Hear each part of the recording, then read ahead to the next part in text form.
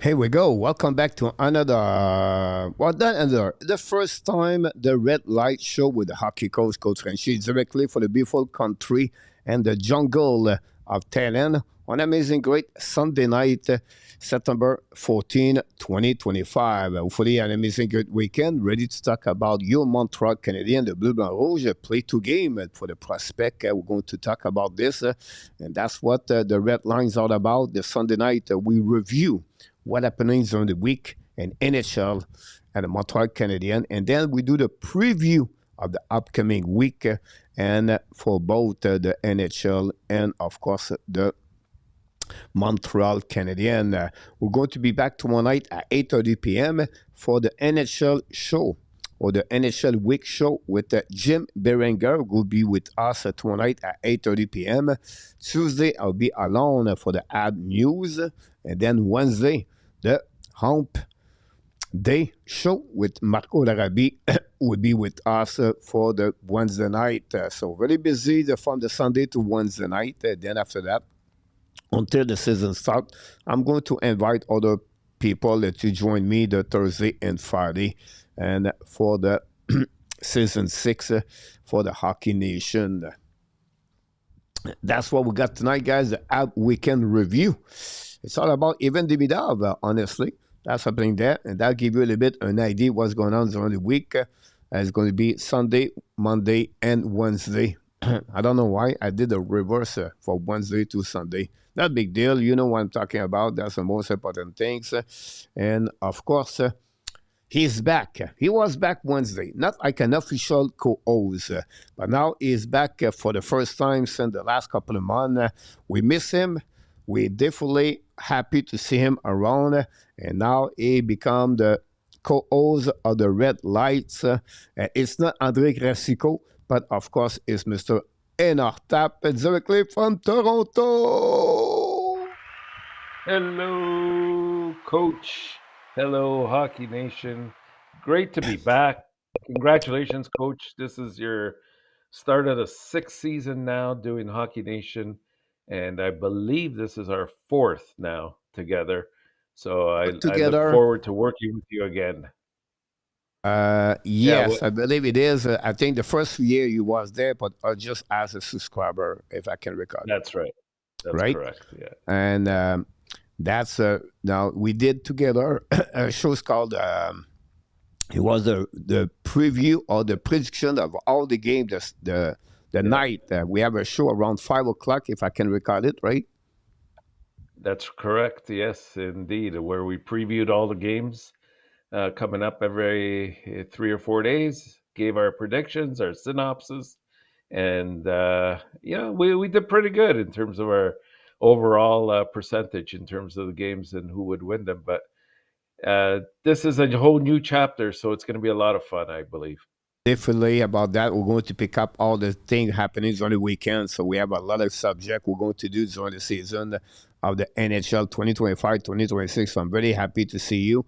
Before we start, we're going to welcome a couple of people here. PS is in the house. Carrie Conway from UPS, the best driver around the world. And Mr. Kenneth KK is in the house. Manny Bird from this way, or maybe not this way. Or maybe go to, I don't know, Mr. Tappy, very easy, but I know he's around for Left to 90 right. minutes. Mr. Roger Bouchard, welcome back also. Martin Besnet for Waterloo is Welcome. in the house tonight. Welcome back. PLW. What's going on with PLW? I bet on the night of Mr. Robinson rush for the 100 yards for 3. Here we go. Thanks so That's much, good. PLW. That's Are you good. back from I like that. the Bell Center, Mr. PLW? We think about you all afternoon about I think how he sold his frustrated you can tickets. be. You should sell your ticket like Friday, not yesterday today. But we'll see what happening. Philippe Brand is in the house from, of course, Sherbrooke, la belle région de Sherbrooke. Mr. R.J. Calabo knocked the door with all the subject and news and update. Mr. Claude Richard from Ottawa, la capitale du Canada, de retour. And another from the Nova Scotia, la capitale des lobsters, Mr. Billy is in the house. Welcome back, Billy. Billy. Thanks for being with us. Samuel with the logo of the New York Yankees. 6-3 right now, Boston over the New York Yankees at the Yeah. end of the fifth inning, And maybe. and how about those Jays, Coach? Another big win Another today. W today by the score 11-2, something like that.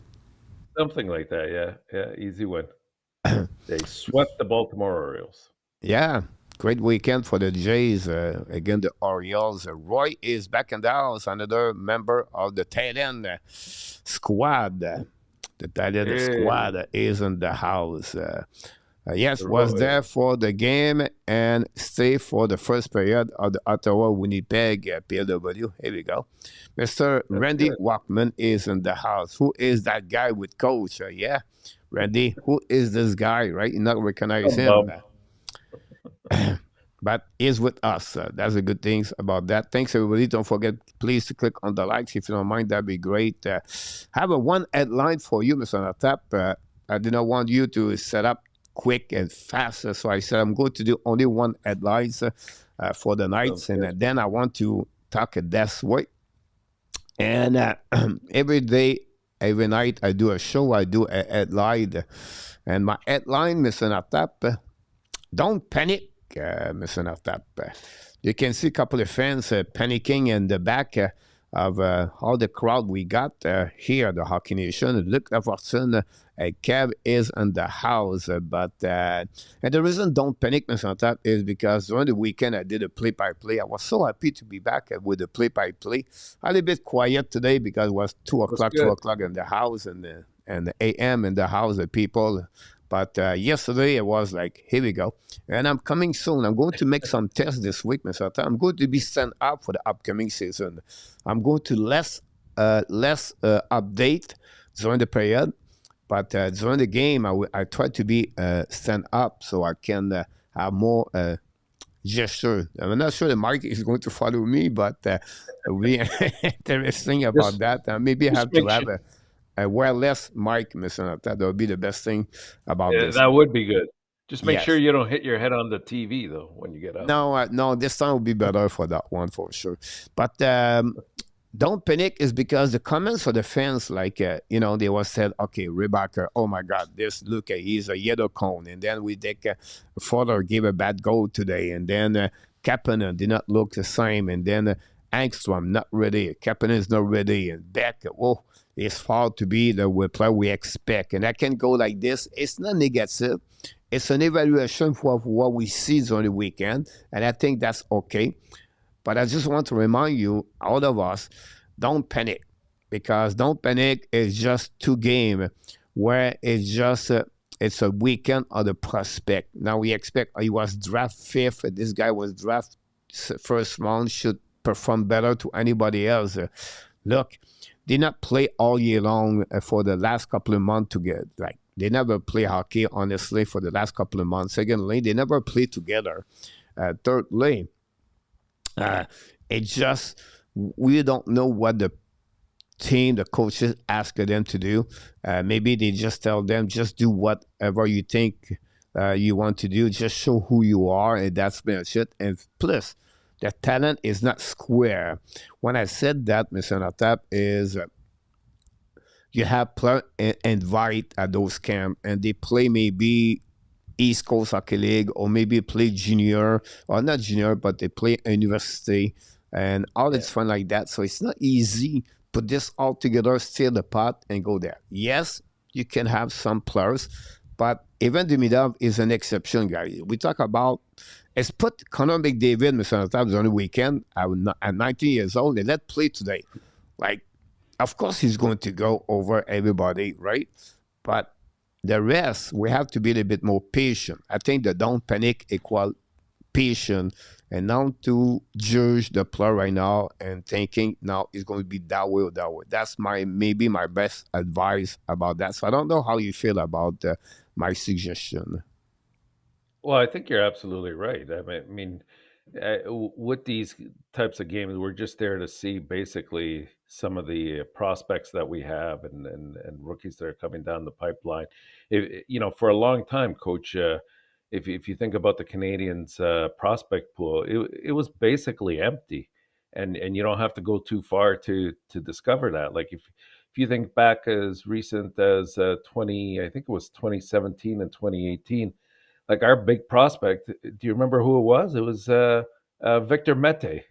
Yeah. And we were saying he's going to make a great partner for Shane Weber, and that's all we had, and that didn't work out too well, of course. But I think the important thing is that they realized that the entire organization needed a restructure, a reboot, and it started. And this is very important. It started from the top down, and in the last few years, they've done a great job of replenishing, getting their draft picks, getting the prospects, developing them in the proper manner within the system, and it's great that we're seeing some of the talent that's there. Now, the results, you're right, absolutely, we shouldn't be bothered by that. They're going to make mistakes.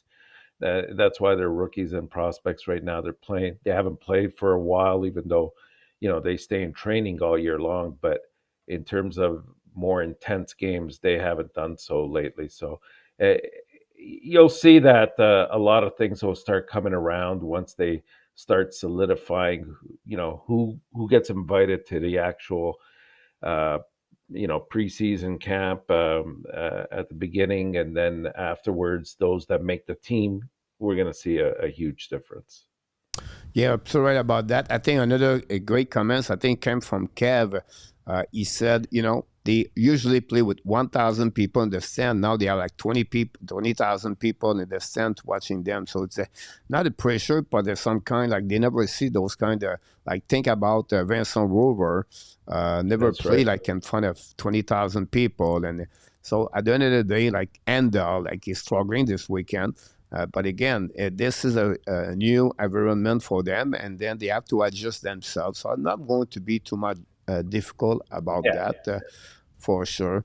And we have to leave them play. I think for me, to compare like a Rebecca and everybody else, we have to wait at the main camp and then go from there. Then after that, we have to give them the chance. Like, think about Kevin Koczynski right now for the Chicago Blackhawks, seven overall pick. He still tried to figure out. He made the NHL at 19 years old, and then last year he went to the American Hockey League. He came back with Montreal, with the Chicago Blackhawks, maybe at the month of February, and he tried to figure out. And then during the time, but now you have Sam Rinzel, and you have Artyom Lechesky, and you have other players step up behind him. He's still a seven overall pick.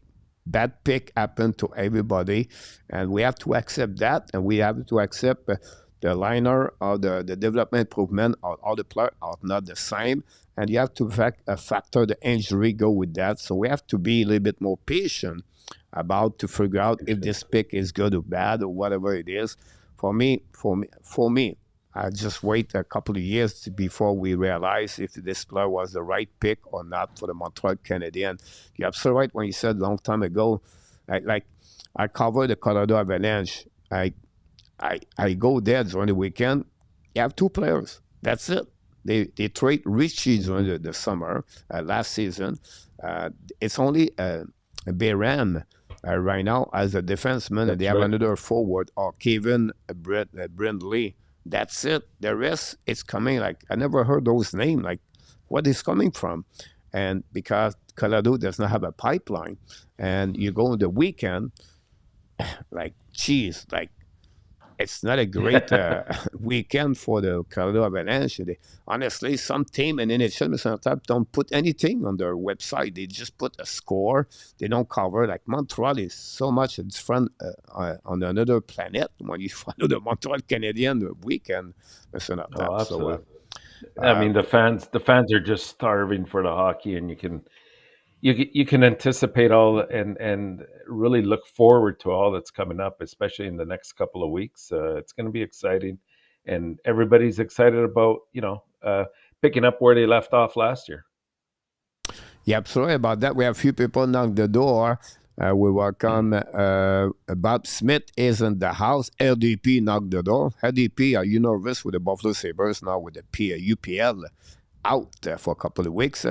And we have Mr. GF. The review is Rebecca is a pilon. Sorry, bad pick for use. See, the kid is what, 21, 22 years old. We have to wait. The kid did not play for the last 3 seasons for the Montreal Canadiens. But we'll see. Not disagree what he said. I just feel like it's too early to describe players on that one. I just know we don't put the much pressure on Demidov. The kid, he can pick it up, Brandy. If you watch his interview yesterday after the game, he was happy about his performance, but angry about the Montreal Canadiens loss yesterday in front of 20,000 people. You can see he learned Mr. Enortap. And the fact he's still in Montreal, he learned where is he. He learned this is the capital of hockey and the world. He know the newspaper, the social media, they are looking, everything looking for each person. So the pressure he understands in Montreal. I think if one player can deliver that pressure, is honestly Evan Demidov, in my opinion. Yeah, he has that disposition. You see, he doesn't even look nervous when he's interviewed and on the ice. Like, I mean, he didn't skip a beat in that game against Winnipeg. He was clearly a man playing with boys on the ice. I thought he looked very good, and his post-conference or post-game interviews, he was very calm. He was collected. He had the right answers to say. If he didn't know something, he admitted to it as well. So there's a certain humbleness to him, and yet there's a certain level of confidence that you see, not just in his game, but in his own character, right? And it comes forth quite a bit. I think he'll adapt well in Montreal. You're absolutely right about that. So we have to wait. A couple of comments in the chat, Roger. Nope, time to hoy a panic button. All team play under same condition, but today team really sucked. Team was awful, and more none were even close to NHL ready. So disappointing. I'll give you an example for all of you in the chat. Let's see Owen Pratt's example, Mr. Tap. Owen Pratt, yeah, 3rd round pick, I believe, 4th round pick, whatever it is, right? He played under OHL for 2 years. He's a really good defenseman. The kid can hit, he can play. Now, we put him with a kid, McNeil, at 18 years old, beside him. Yeah. The kid has 2 years less experience in hockey. And now he has to play with him as a pairing. If you make 2 mistakes on the right side, now Pratt have to recover, have to elevate his game. It's difficult for him to play. Imagine if he was play with, I don't know, like with David Savard example. Our Pratt would look better today if he was play with David Savard. This is what I'm talking about. The quality of the player around you make you better. And that's simple. Absolutely. Like, example, I don't know. David Rebecca tried to get a pass to Bill Dinin or a Dunlap. But the quality to receive the puck is maybe less if it was Demidov example. So they have to deal with that. That's what I said. Me, I don't judge too much. I will evaluate the players, but that will not make me, oh, this is a bad pick, or this kid never play in NHL, or this kid is never going to get there. I will evaluate more if he's ready to play in NHL right now. Can he make the team for the upcoming? What it will look like in the future. But to put him right away and to make a ticket in the back of the jersey, like, this or this, I don't see that yet. It's too early for those players at the end of the day. We have N26. Can use greatest fear is Rebecca been a 3rd pairing, not a top 4. And Sakowski never becoming 70-point winger, while Coley become 80, 90-point center. Use need to hope his pick are correct. Again, yes I will no. not go that way. Whatever Coley does over there, it's okay. But if Coley make 80 or 90 points, but the team never win the first round, it's another direction now in 26. So we have to wait. The good thing you said, we have to wait and hope those players reach the level what they expect That's true. I will get there. Kev just goes to show how obsessed and love we have for our team. How many fans around the league can name 1,000 prospects? Kev, it's I'm telling you right now. Yes, other place, You're right. Minnesota, Boston, Flyers, they have fans, but like here, you cannot compare, Mr. Enortap. It's impossible. Yeah, it's It, it, unparalleled. it's completely impossible about that. Rebecca would be fine. The guy need Mrs. Henning and Laval Gary. I still don't know who this Enortap is. For that, well, Bob, you have a lot of time to watch Rebecca and Laval with his coach Vincent. That's a good thing. He have to be there. He need to improve to get better to be ready for the next 2 years. LDB expectation not high in Buffalo, so I won't be unhappy. LDP. Uka is collé as 10 points more. Sakowski would bring more overall, especially in the playoff. Roger, did Demidov get injured yesterday? Not at all. It was just a day off, Roger, about Demidov. That's fine. He needs mileage. Everybody knows that. Error. You're judging him now. Use as create a culture of winning, not just the wins and losses, but the bright and believe that players are choosing to be a part of the something special. I like that. It's coming. Not only can use. I think Martin said we put a great things about that. It really does not matter who win. I think it's a mistake to said we make a wrong choice when the players are still 29. Yeah. And I would say to you until 23, 24. I think Justin Barron got trade last year was 24, I believe, or 23 was turned 24. And it took 5 years to figure out. If you don't see 5 years, that's what I think you have to wait a little bit more. I always find it amazing how people pick on the negative players, but they want to give credit to the positive action of the players. Example, Rebecca, yeah, more positive than negative for the weekend.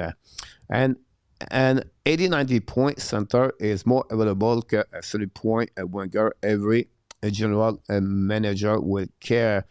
Bob Smith, if you try to start a fight with me, just said you don't know the game more than me. Here we go, Mr. Tap.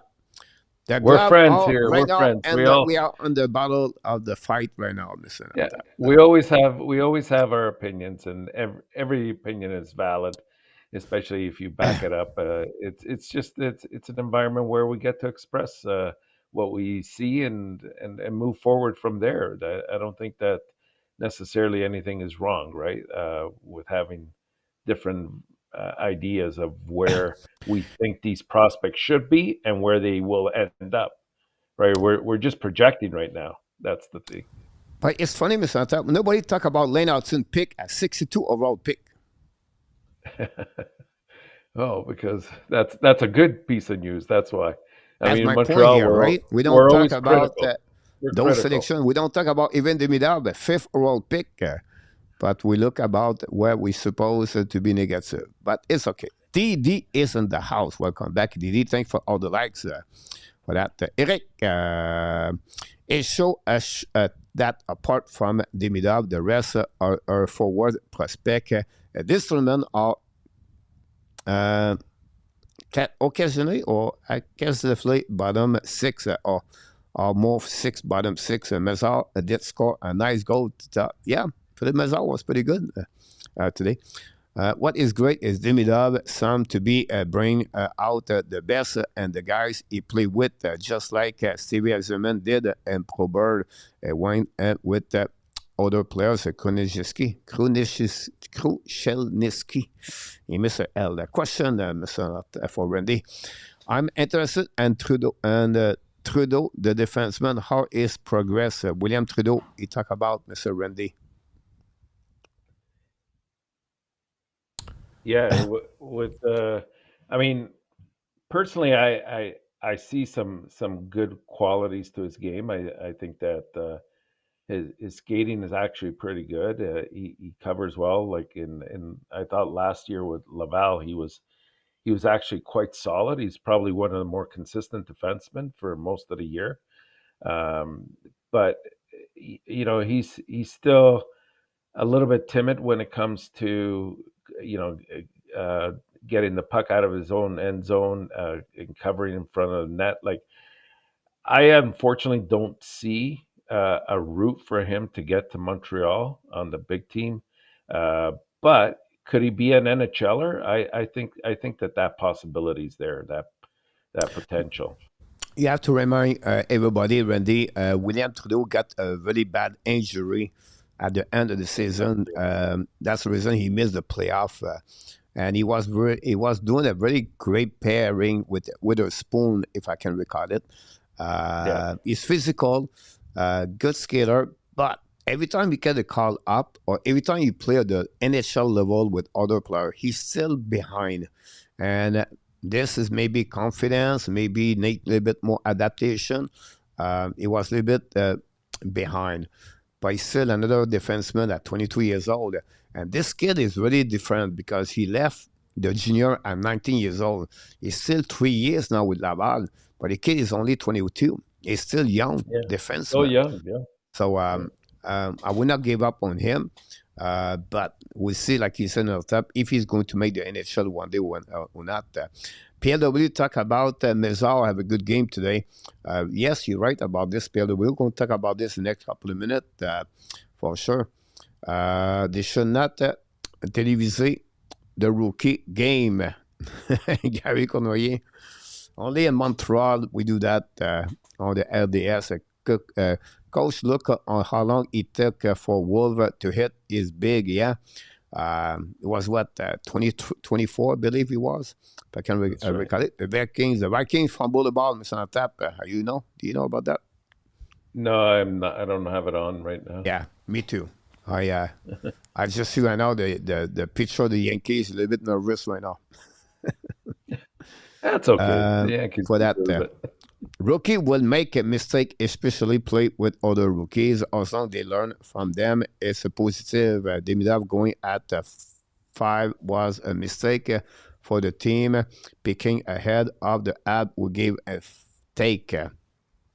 Johnny Gaudreau was chosen a 4th round, and Wolf was chosen at the 7th round for that one. G.F. Hudson was not a target at 62. 62 Hudson failed to use. They has its friends use draft tripler ahead of him. No credit to use. He could pass on him again. I He don't could know. pass. I disagree with you. You have 61 pick before him. Hudson could pick him at 33 for Owen Beck. They could take Lane Hudson at 26. Did not do it. Like even Yeah, Demidov, they select at 5th. They could skip even Demidov and take maybe a Zev beyond about that. For me, I don't see that. I see this differently, GF, about the selection. But you don't talk about other GM in the NHL. That's my problem. It's everything make mistake. Okay, GF said same for Demidov. Shoot 1 second, fell to a 5th, could not pass on him. Why not? Why he could not pass on even Demidov? He passed on Mishkov, but why he did not pass on Demidov? He could pass on any players. The team they could. But they study I about this. They try to think what's the best for the Montreal Canadiens, and they feel like this player is the best of the selection, but they did not do it.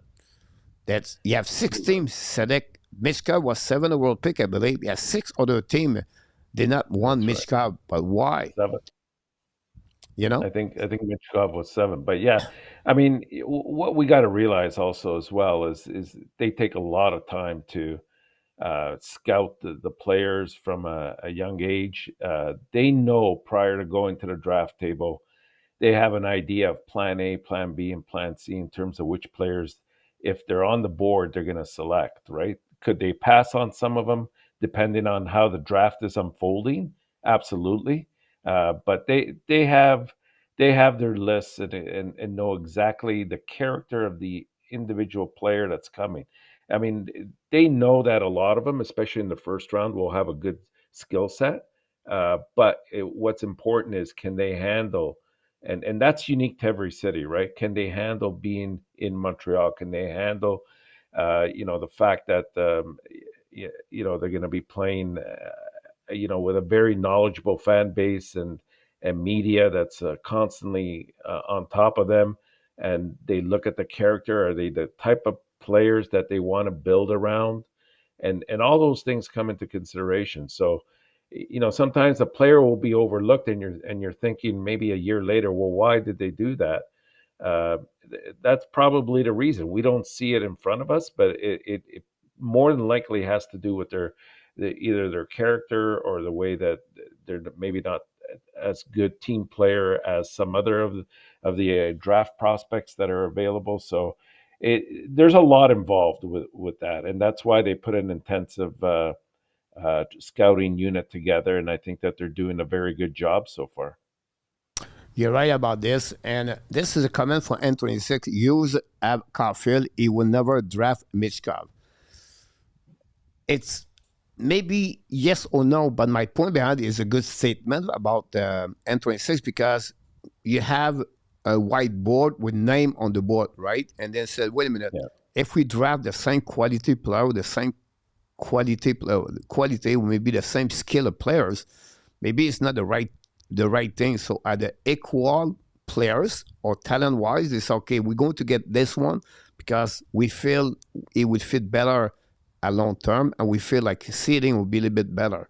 So good point about this 1026. Well, the fact like maybe because they have that kind of players, maybe they get that players, and maybe when they select Slavkovsky, they realize they don't have big forward. They expect him to become a power forward, use his body, a winger at 6'4". We don't know. When they draft, the trade for Kirby Dack, they was expect maybe a specific things about Kirby Dack. That's the reason they make the trade.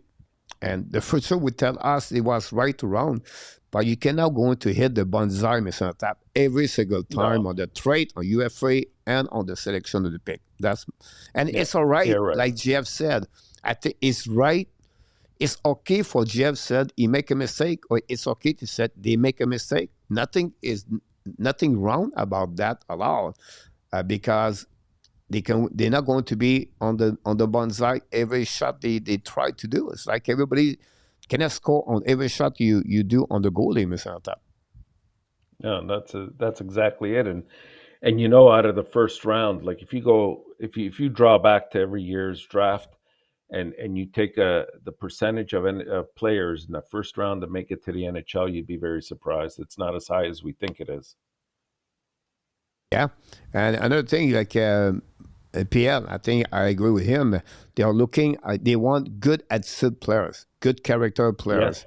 yeah, This is that's a good thing. We absolutely it. don't talk about this, and we don't know if Michkov is a good character or not.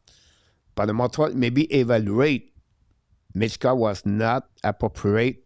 They were thinking it would not be appropriate to play with the Montreal Canadiens, and we heard like Michkov doesn't want to play Montreal. He wants to be with the Flowers. That's another story. And Another that's story. and that speaks volumes, right? Yeah. That's exactly what you have to do. I remember last week I used asked Demidov about Zarovsky. The first thing he asked was, "Is he a good guy?" Yeah, So exactly.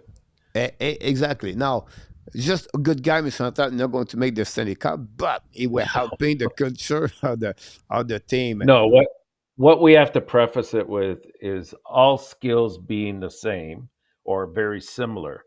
What is it that you want to build around? And I think that when both Hughes and Gordon came on board, they had a distinct idea of how they wanted to build this. Who the key players were already on the team that were drafted in previous regime, to sort of build around. Guys like Suzuki, Caulfield, etc. And they want to maintain that. Like they want to maintain that culture, and we're seeing right now. And you can say yes, every team does this, but it looks like to me with Montreal even more so. You see them sticking around one another quite a bit. They stay in the city. They don't necessarily, go back to their homeland.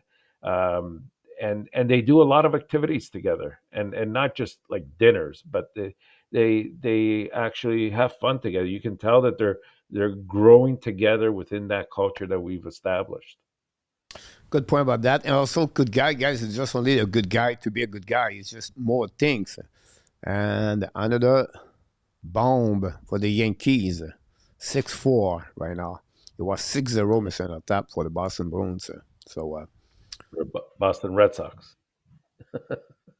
we'll see what's happening about that. But good guys, exactly what Bob Simpson said.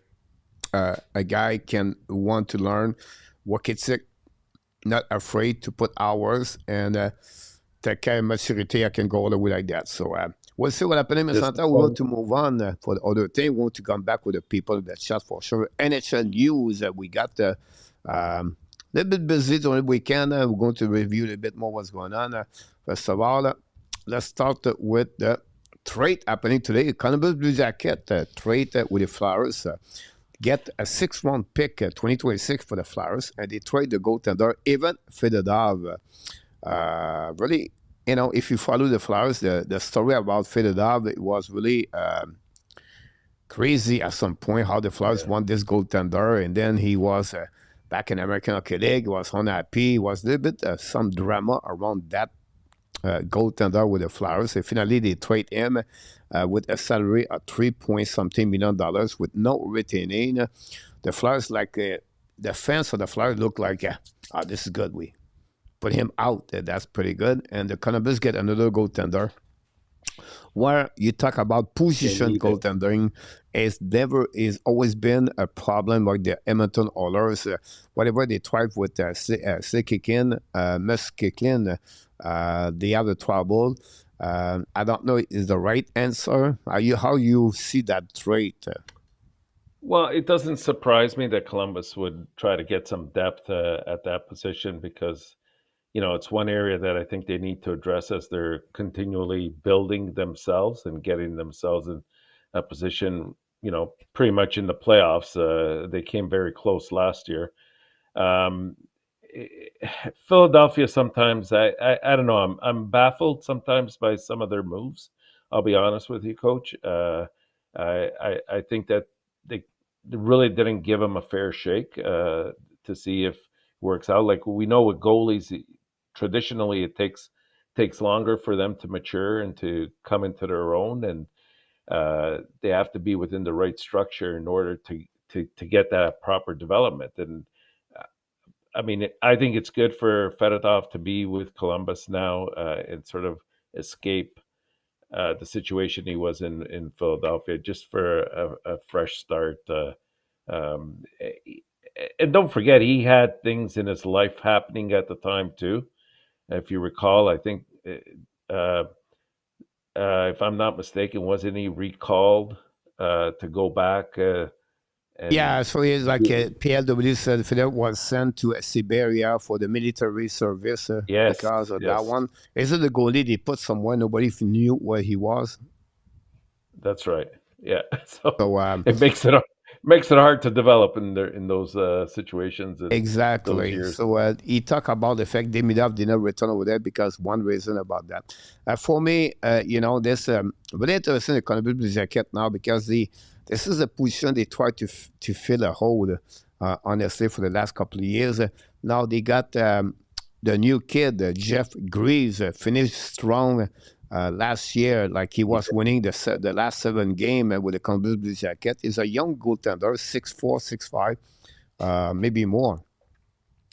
And we'll see if he's going to get the first job, the goaltender number 1. They give a lot of money for Muskikin, about $5 million, and we'll see what Fedorov, what he's going to do with him. Are they going to resign? I think Grave is still a waiver exempt, but you have to see if he's going to make the team or not. So there's something we're going to follow up. Columbus looking for the goalie for the last couple of weeks, and they get that goalie. And we have to wait now what will be the next move for the Columbus Blue Jacket. That'll create comments in the chat. Don't forget, guys, to click on the like. If you don't mind, that'd be great. We appreciate that to be with us. Don't forget, tomorrow night, 8:30 p.m., Jim Beringer, his weekly report. The Chicago signed a goaltender, Spencer Knight, 3 years deal at $5.86 million for Spencer Knight. It was a RFA. He's on his final year contract this season at 4.5. That gave him a 4.7 salary cap percentage for the Chicago Blackhawks. How do you feel that signature overall? Well, you can look at it one of two ways, right? I think it's a good deal for Chicago, and it's good for Spencer Knight as well. Like when he was with Florida, unfortunately, the expectations for him were quite high. And again, we're talking about a goalie, and goalies are by nature take longer to develop. And when Bobrovsky started to get very hot as well, he took over the helm there, and Spencer Knight unfortunately didn't work out there. But I think in Chicago, in the same case as Columbus here, I think he gets a fresh start, and it's the perfect place for him to be. I think because he's going to get a good haul of playing time. It's only 3 years, so 5.86 is not. I don't think it's a bad contract at all, and he's definitely got a higher ceiling than what he's shown so far. Yeah, yeah, sorry about that. Look, this is a good signature overall. 13 overall pick for the Florida Panthers in 2019, I Yeah. believe. Really great goaltender with a high expectation. And unfortunately, uh, behavior with some abuse things happen for him. You have to need the NHLPA assistant program at some point, Mr. Enortap, for Spencer Knight. I did a really good article about how much money he's going to get, Spencer Knight, and I compare with the 5, 6 other deal and the goalies this year. Most of them are $6 million, $7 million. Dustin Wolf last week, and Knight did not have those kind of the number to match up with those players. Now this is No, a no. bridge contract. The bridge contract, you're going to see more bridge contract. Why?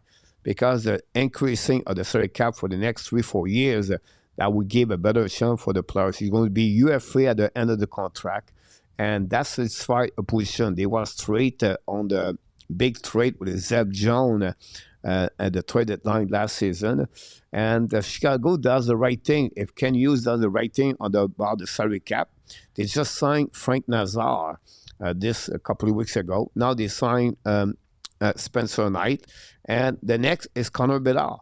And they gave a good contract, and they keep their template also kept really good overall for Chicago Blackhawks. The Chicago Blackhawks is one of the top 3 best pipeline prospect right now in NHL with the San Jose Sharks, the Montreal Canadiens, and there's going to be a team to follow up differently for the upcoming season. And don't be surprised if Connor Bedard have a really good, strong season this year. He practiced all summer. Yeah.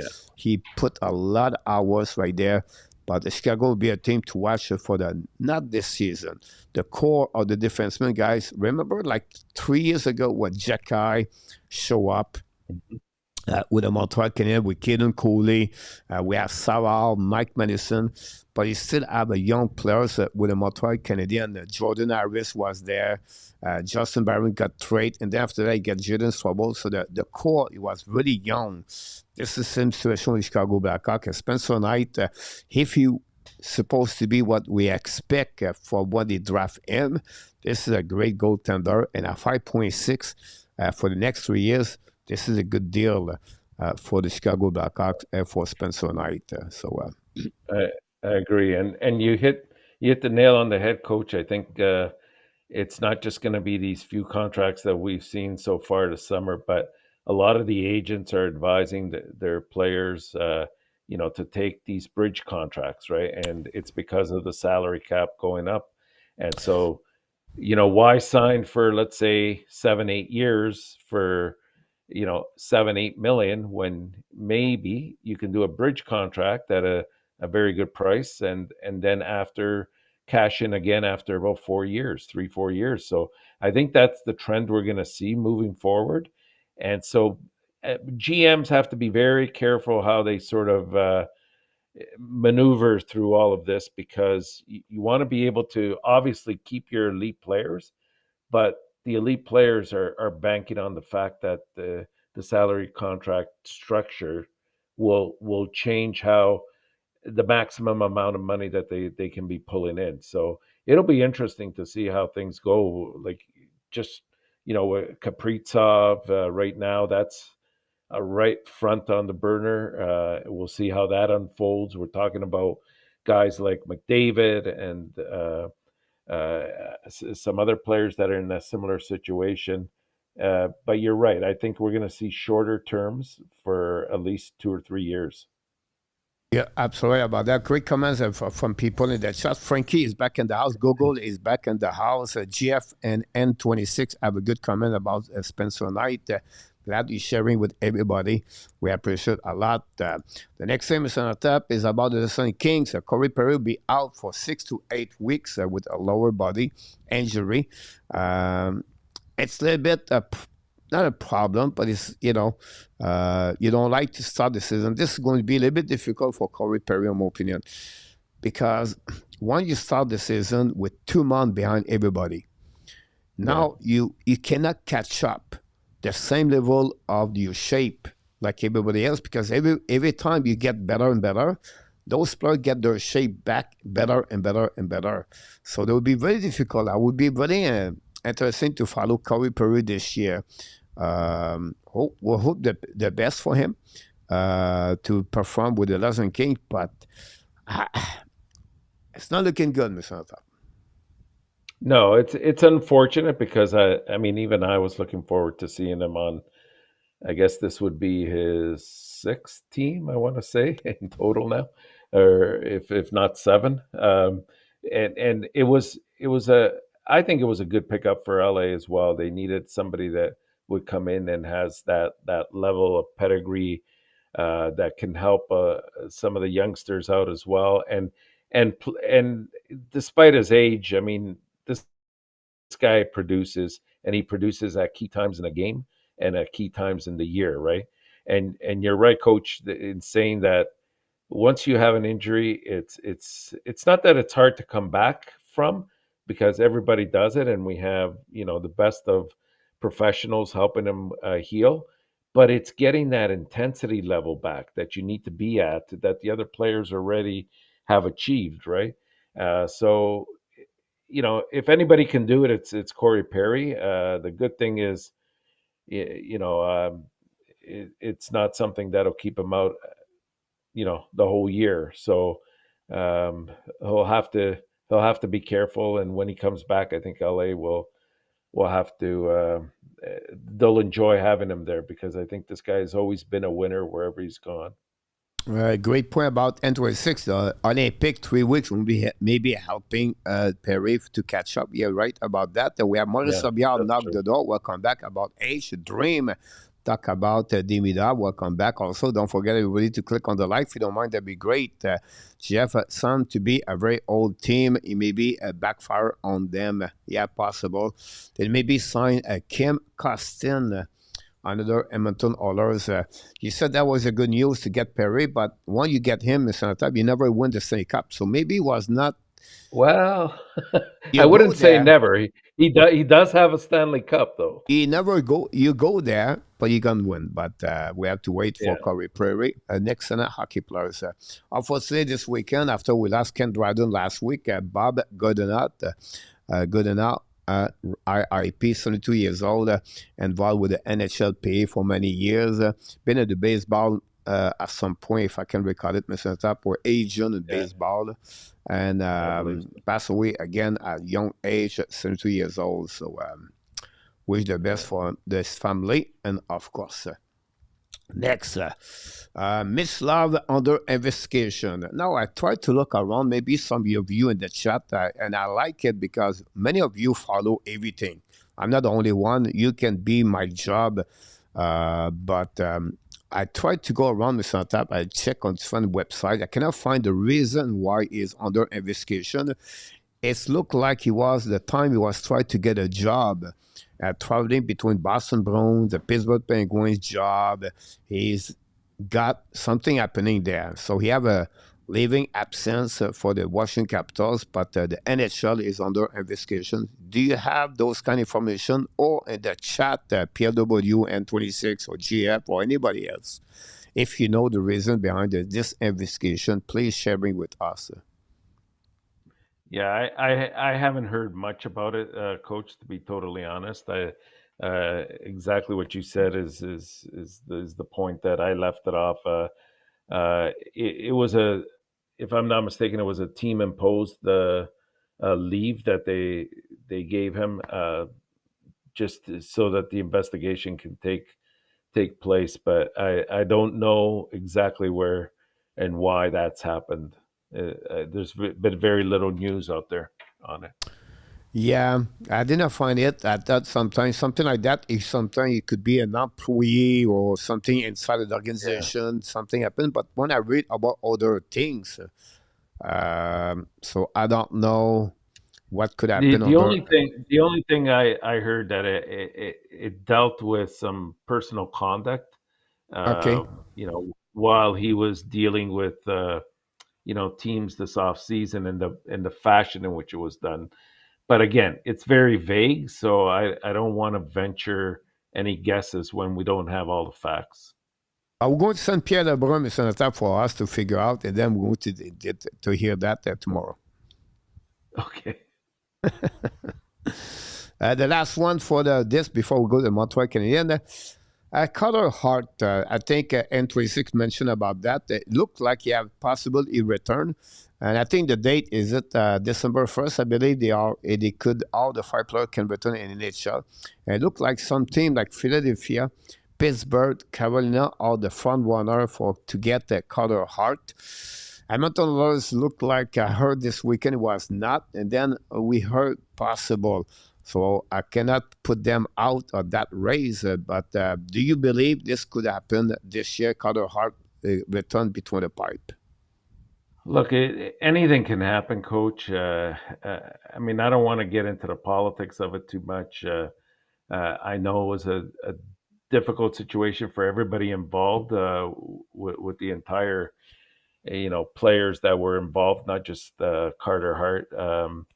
But it's I think it's very possible because when you look around the NHL, there's a number of teams that are looking for a good, solid goalie, and he's, even though he didn't do it on a consistent basis, Carter Hart did show that he was he was a good goalie, and I think that some teams will sort of anticipate that that could be the answer to their prayers. But it's a hard for me. It's a hard sell, but I know that there will be some teams that are going to try to pick him up for sure. I totally anticipate that. I agree with you about that. That's something we're going to get him. Randy confirmed it would be guaranteed. PLW talk about the time of love. And then GF talk about Joe Burrow out for a minimum of 3 months for the quarterback. And Ron King back in the house for that. Philadelphia likely get him, but Edmonton should be him on him from Alberta. Yes, I agree with you. N26. I think that position, a goaltender, is not something they're looking for Edmonton In all Oilers. fairness, Coach, I'm like the readings I've been doing about Edmonton. Skinner's really. I heard he's lost some weight and he looks much more agile so far.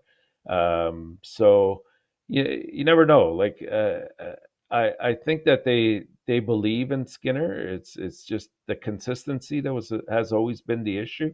And if he can get that worked out, I think Edmonton is best just hanging on and seeing if this will unfold properly for them, because if it does, that's really one of the two areas that they were always a bit deficient in. It was the goaltending and the depth at defense. You're right about that. Jeff mentioned a possible Hart would like to play in USA. I think that's a good move for him Oh, too. for sure. for sure. Yeah, I agree Yes. with that. Great comments about that. For this, RJ continue to deliver some update and news for the Montreal Canadiens. Talking about Montreal, Mr. Enortap, it's time to talk about the Bleu Blanc Rouge, Mr. Enortap.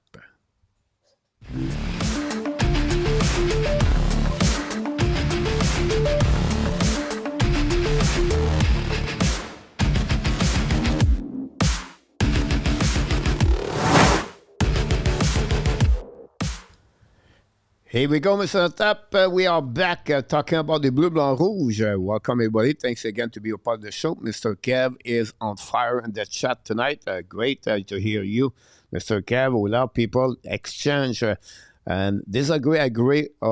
Always we're looking for the people talk each other. That's a good thing. A bit the review of the weekend, Mr. Tap. For the people in the chat, please give us the bold game. What are you thinking about the weekend for the Montreal Canadiens prospect? They played 2 games. One was Saturday night against the Winnipeg Jets. Last for the score 4-3. Performance of 3 points for Kapanen and, of course, Evan Demidov. And today, they lost by the score of 4-1 against the Toronto Maple Leafs without Demidov. And I would like to hear from you. After that, we're going to do the stood out of the players, not like at the office, but just the stood out of the weekend. But I would like to hear from you a little bit the overview of the weekend for the Montreal Canadiens prospect. Well, again, as we opened up with earlier, I mean, the results are one thing, but it really shouldn't be our gauge at what we look at. But having said that, in the 2 games that they lost here to Winnipeg and Toronto, um, I thought that there were some promising things coming out of it. If you look at the game against the Jets, well, both the Jets and the Leafs, we out we I thought we outplayed and outscored, or not outscored, but outshot the opposition, which shows that they're taking advantage of plays that they're setting up. Of course, you saw a lot of mistakes being made, especially on the defensive end. I thought that the goaltending from Fowler was good. I wouldn't say it was great, but it was good.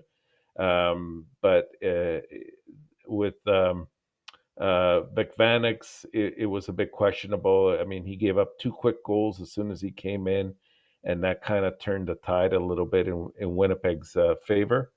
But that first line, coach, with Jacky and Kapanen and Demidov on Saturday night was just on fire. Like they were responsible for, I believe, all the scoring, if I recall correctly, and they just created plays constantly. They skated very well. They weren't afraid to sort of dictate the play to Winnipeg, and they deserve a lot of credit, because I thought every third line that they rolled out there with them, it was very encouraging. What else stood out? I mean, the power play didn't look especially effective, but that's okay. That's again, we're talking about uh, a collection of young kids that have just been put together, and it takes time to properly establish the chemistry needed, especially when it comes to special teams, right? But having said that, I thought I was encouraged, even though they lost both games. I thought that there were some good takeaways. I thought defensively, yes, did Ryan Bacher make a couple mistakes? Yes, he did. But for those couple of mistakes, he made a number of very good plays. He was very smooth. His skating was solid. I thought Protz in that Winnipeg game really, exerted himself. Again, he made a couple of mistakes as well, but he delivered about 3 solid hits on the Winnipeg players, and he put one of them out for the rest of the game. And the new term now is somebody just got protzed. So that's good, coach. We're Yeah, looking forward to prots in our system. Another year with Brentford and the OHL, but you can see he was play more with confidence compared him last year. Before we move on and talk more about the game during the weekend, we want to welcome two people in the chat, Mr. Enortap. One tell you he is happy to see you, Mr. Larry Lavallée is in the house, Mr. Enortap. And Hey, finally, Larry, buddy. when you know the hockey is back, Mr. Enortap, do you know when? I think so. It's because when Uh, hockey is back, because she's with us. Ellen Keeve is with the Hockey Nation, Mr. Ellen. Enortap. Hello, Ellen. Welcome. Welcome, welcome, welcome. Back from Newfoundland or maybe traveling. She's a travel nurse, Mr. Enortap. And I will still remember, Mr. Enortap, she had a little baby, granddaughter, I believe. Granddaughter? If Yes, I can I recall remember. it, last season we heard about that, but that could be fun. Coach, were you happy with the net mending? Talk about the Montreal Canadiens. Randy followed really very well. Solid. Overall, I think he would like to see the second goal he gave today. But overall, Fowler was looking good. Or like I like his position. It was square. He tracked the puck well. He controlled his rebound. Really well positioned. Or he used his leg properly. Like I said, I'm sure he would like to see the second goal, so I'm not going to give him, bad negative about that. Better at what I saw from Laval. Now, again, I'm not going to jump in and say he's going to be a great goaltender too, but I like the way he responded this weekend for Jacob Fuller. Although His mechanics looked very good, yeah, Coach. exactly. Mechanic He's was good solid. overall. Yeah, Yeah. yeah. I agree with you. Marco is back in the house. He's back on Hey, Sunday. The Marco. GOAT. Mr. Enortap, you're right about this. A lot of great comments in the chat about the game this weekend. And then I will say to you one more thing. For the goaltender, Randy, Vic Venegas, and Radkov, my expectation was not high. As two players, honestly, junior, very young. I think the youngest players are 18 years old. A couple of days is really Radkov. Not many experience. It came for the MHL, so I was not expect too much for them. But I think Jacob Fuller proved to me a little bit better, so I feel good about him. Darrell is in the house. Welcome back. Larry said, who cares who lost? The winner of the team with the best team had that play together. You're welcome, Randy. Bob Smith, and other comments with Billy, action each other. Reviewable game for me. We saw a couple of great things, honestly. The Demidov line with Kapanen. Jekai, I feel good about Jekai for what I saw during the both game. Did not make a lot of mistake. When I say mistake, I'm talking about turnover or not play with confidence. He was solid. He was physical. Good skater. I think they could bury a couple of goals and he create opportunities. So that was looking for. Facer was not too bad on the left side. I really like the game of Jekai overall. Kapanen yesterday was with Demidov. It's easy to play with Demidov. Today a little bit more harder for him, but again, he was looking, one of the best players on the ice too for Kapanen. So good for him too. Demidov, we know what's happening. Owen Beck is so-so. Not because I was expect more, but I think it was inconsistency for Owen Beck. For me, it's not about the point of the goal. It's about opportunities. He have a couple of opportunities, and he missed the net. Decision-making, prefer to pass the puck when he should shoot the puck.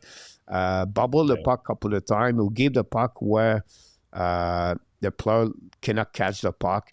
Like I said, 50-50 for Owen Beck. I was more my expectation. The rest of the forward, most of them, Tyler Thorpe, he's still young, so I'm not going to judge him because it would be too hard to judge Tyler Thorpe for right now. Let him to see what he looked like at the main camp at the Laval Rocket for that. Philippe Mazar, yesterday, today was impressive. He used his speed, and this is who he is. Philippe Mazar, what he can play with his speed, He proved it with a goal. He can put the puck in the net, no doubt. But again, how he can play on the protect the puck, create space for himself, that would be what he need to improve the most. And today was a good game. Vincent Rower, yesterday, a lot of people judge him, number 96. Now, I'll be honest with you, Mr. Enortap, he never played winger. And to put him for one game as a winger, and look what he looked like today, center.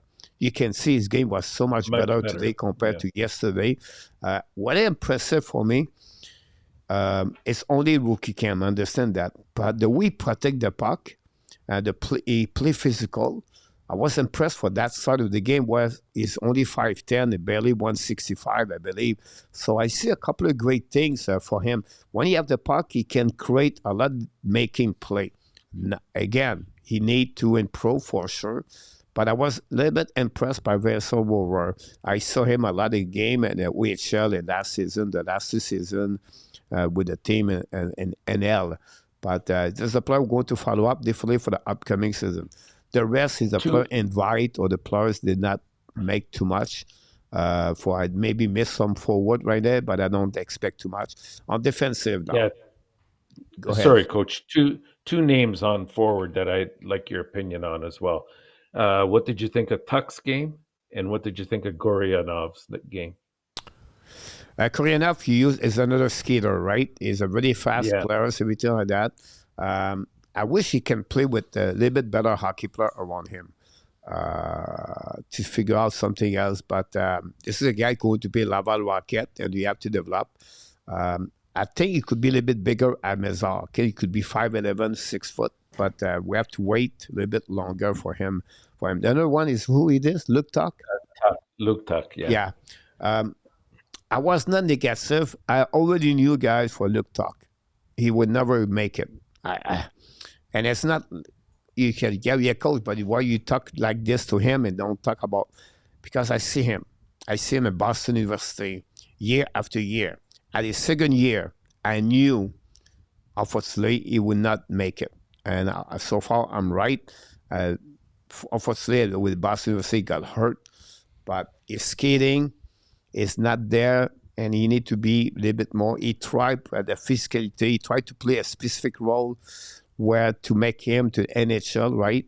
Because his talent or skill is limited. So he tried to be like the forechecker, everything like that. But he's limited, in my opinion. So I don't see him a long term with the Montreal Canadiens or with the NHL. I'll be shocked if he make it for me. We talk about Fowler, good performance of Fowler overall. We talk about defensemen. Now, defensemen, guys, I wish the number 51 Handel, nobody in his family was there during the weekend because he didn't have a great weekend for him. It was really difficult for him to adjust. It was tough, It was really difficult. I'm not going to judge McElwain on that one, of course. Simon Lavigne also. But Owen Pratt, McNeil is another one I don't want to judge. A little bit better at Handel. They are both draft in 2025. They are too young. I'm not going to judge. But Owen Pratt was impressive at some point. I'm not going to complaining too much about mistake because he played with McNeil. But I really like the weekend of Pratt. He's very physical. He got a penalty today, but that's what his game. So this is a kid who have to follow up for the next 2 years with the Montreal Canadiens organization. Now, Rebecca Engstrom, look, some good play, some bad play, and that's it. I'm not going to go negative too much. I'm not going to be positive too much. You can see at the end of the game today, Rebecca escaped with the puck all the way to the blue line and carrying the puck, and that's okay. I like his first quick pass. He have a great first pass, by the way. But he makes some mistake.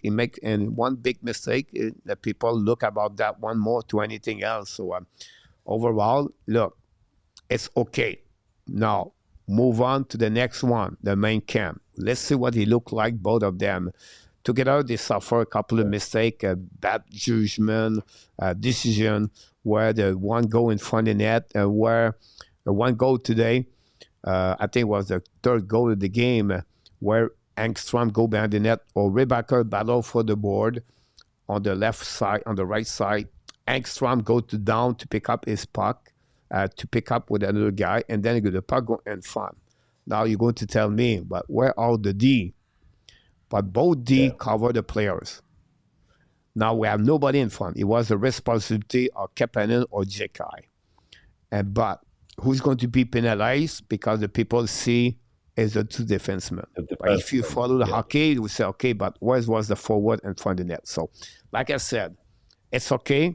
Just see what they look like in the main camp. What the definition, what I see for both of them, I will say they will need a little bit more time and the Laval Cat. Exactly. Weeks, month, or full year, and that's okay. That's what I see them for Engstrom and Rebecca. So you want to add more on that? A lot of people in that chat, by the way, so I like it to exchange. I was going to say, yeah, with Ryan Bacher, I'm not overly worried. I think, especially when you're coming back from an injury, it's going to take a while to sort of get that same level of confidence back that you may have possessed earlier, and that just comes with reps, right? Like the more he plays, the more confident he'll feel, and he feels 100%. So that's the good news, and I agree 100% that he should be probably starting in Laval this year and getting as much time on the ice under different circumstances on the power play, um, every opportunity that arises, so that he continues to build on his own development. Now, whether he stays the whole year there, that remains to be seen. It depends what happens, in Montreal, of course, hoping that there's no injuries or anything of that nature, or trade or whatever could happen. With Engstrom, coach, I thought he was solid. I like the fact that he completes his checks as well. He's smooth with the puck. I like that a lot. He's a good skater. He just seems to at some points, I don't know how to describe it, but it looks like he comes to a certain point and then he doesn't jump that hurdle. And I think that'll come with experience. But right now, I'm just not seeing it in this game. Even though the skills are there, it's maybe just a confidence thing for him to try to fit in.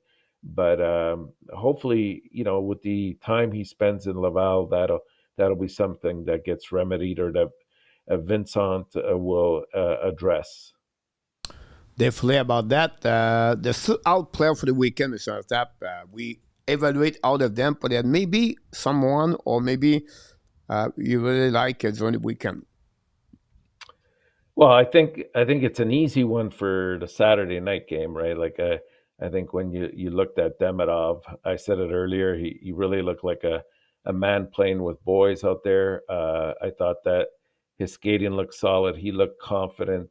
I mean, he created plays out of nothing, and more importantly, some of the passes he was making to set up, the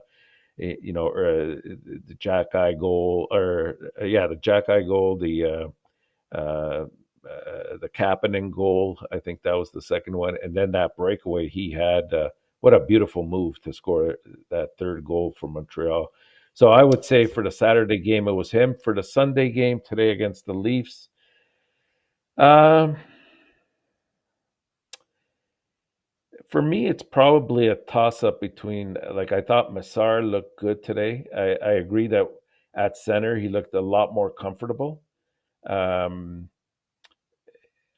I liked Gurionov as well. I thought the two played well off of each other. That's why I was asking you about him earlier, to see what your opinion was. But if anything, I'll give it to Massar. Good point about that. I think for me, I will go with Jekai.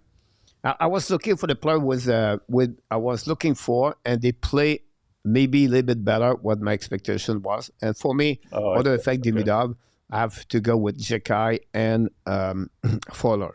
On my opinion, that was my two players. Really have a little bit more impression about who they are, and I'm glad to see them perform that way. And of course, you can go with other players, but I like Rover. Like I said in my review of the game, the way he play. But they are honestly my three player I can mention to you guys about that one. Did Joshua Roy play either game? No, Joshua was not. I think I can understand. I look the ages. They don't select anybody after the NHL draft 2022. That's right. the only thing I can understand that. And 26.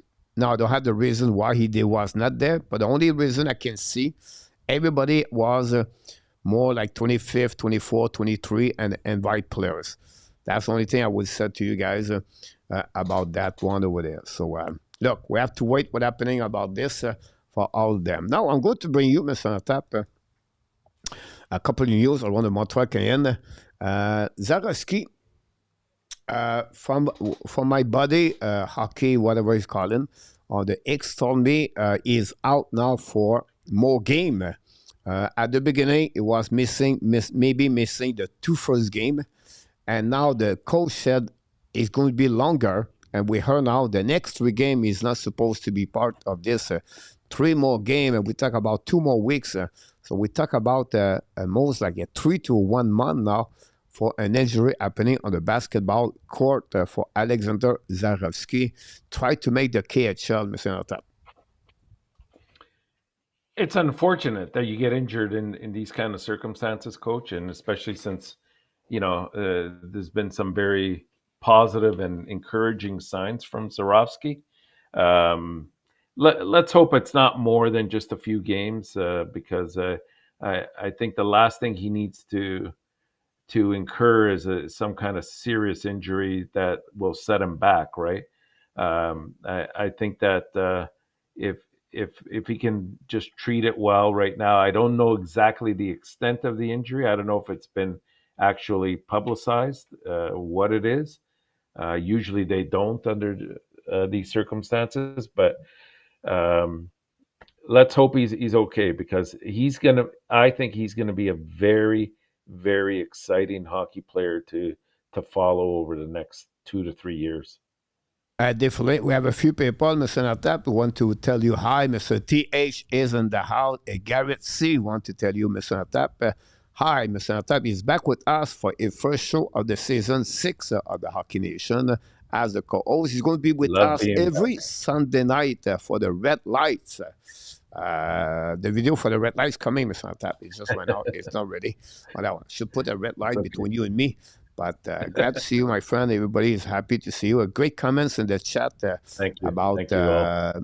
about Joshua Roy. So I appreciate all of you to comments about this. Then Philippe Eriksson, great start of the season. Eriksson finished really bad the second half of the season after a good start last year.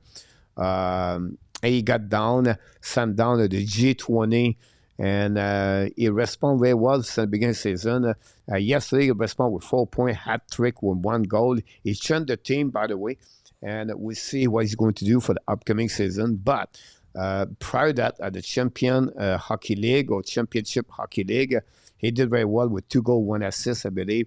So good stuff for Philippe Eriksson, guys. For the people ask us why Macaulay is not there, why Sam Harris is not there, or the little John Mooney. All of them are the NCAA.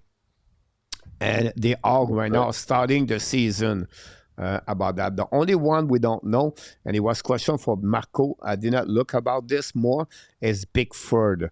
Pickford was drafted on Montreal Canadiens from the Medicine Hat. Pickford is a right defenseman, great shot, great offensive players, and someone that shot respond, it was injury. Yes, I did not look about this more. So I was just about to say that. I remember reading that he had an injury, and that's what prevented him. Exactly. So we have to follow up with that for sure.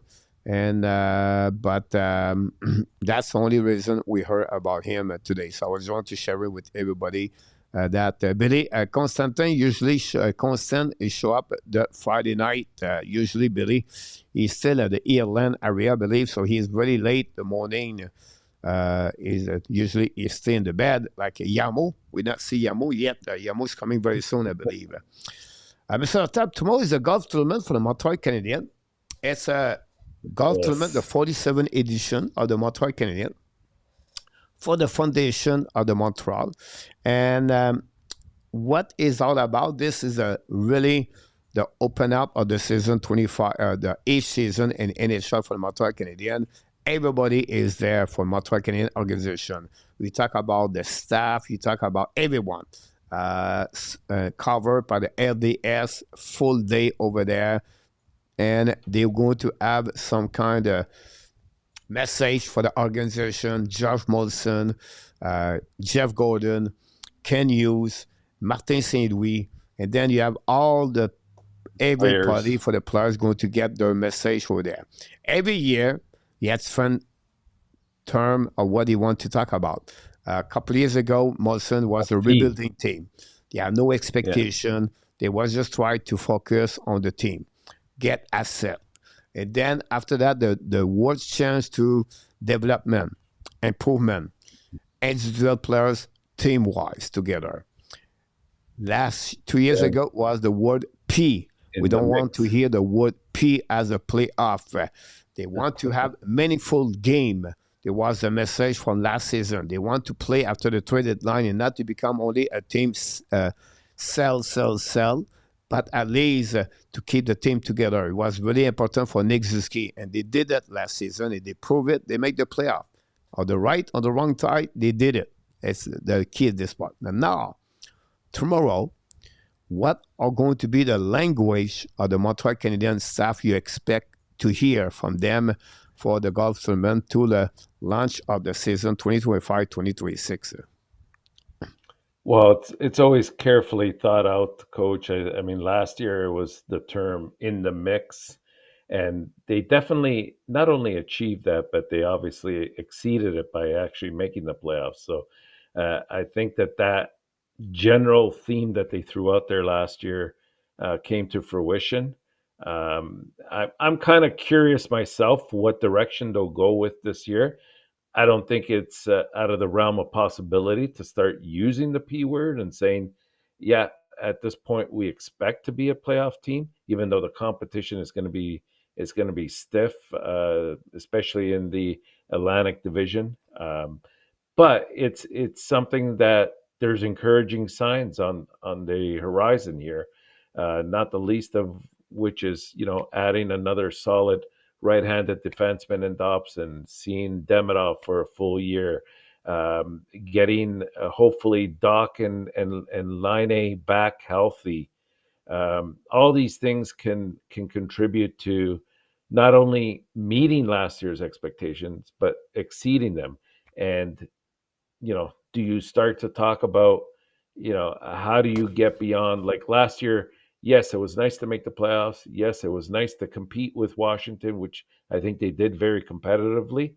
But can they get past a round now in the playoffs? And that's going to be some of the goals and things that they'll look at down the road. But for tomorrow, I'm just as curious as you are. I have no idea what they'll come out and say, but I don't think setting the expectations at playoffs is preposterous in any fashion. Yeah, I'm sorry about that. We have to be interested what it will be. PW talk about will be, about the P before. Now the mix, be in the mix. That's possible there. I think they will be close for that part. The returning, try to make the returning. I think the play will be, we want to return to the playoff. That will be, and that would be the message for the player. No doubt in my mind. For the management, they've always been caution. I think they will send meaningful game again, and most we can stay in the race for the playoff. That will be the best thing for them. That's what I feel is going to happen tomorrow about that. Great comments, Larry Lavallée. Yes, we miss Mr. Kevin McClary and Danny T. Now it's called Danny. We lost the T. But maybe because he lost weight. Who knows, Mr. Enortap, for that. But we'll see what happens. Exactly. Next one. Are you expect that for what you saw during the weekend, guys? You saw all those players. The Jacky, the Kapanen, the Beck, the Engstrom, the Rebecca, the Fowler, all of them. And do you think, no spot for them for any one of them. Like the dice already on the table, Mr. Enortap, and that's it. They have pretty Joe much. Veleno, they have Sammy Blair, they have their 7 defensemen already, and they have the 2 goaltender, Tobesh and Montebo. Do you see that? Or honestly, no. Rebecca could make a spot. Kapanen can make it, or Beck, or anybody else. Or really, what for now? You have an overview of the weekend. Do you see a spot could open for the young rookies player for the Montreal Canadiens, or not at all? It'll be hard, Coach. I think you outlined it nicely there by going over the set lines that, well, maybe not so much the lines. The lines aren't set once you get beyond the first line, to be totally honest, but the players involved are pretty much set. So barring any injuries, I mean, the only forward I could see is somebody like Florian Jacki, maybe, but I would still personally prefer one more year in Laval for him. I don't want to see him up here if he's like the 13th forward, because he's not going to get the frequency of repetitions that he needs to develop his game the next level, right? It's hard to come in every fourth or fifth game and try to develop at the same time. It just doesn't lend itself well with younger players. Maybe with older players, that's why Veleno and Sammy Blais are more, even though the players themselves may not be at the level we want or what exactly we're seeking, but their experience, they're able to adapt to that a little bit easier. On defense, barring a trade of some sort, where they have to give up a key player. Again, I see it pretty much fixed, because right now you have both Jacki and Struble that are your seventh defenseman, probably alternating there.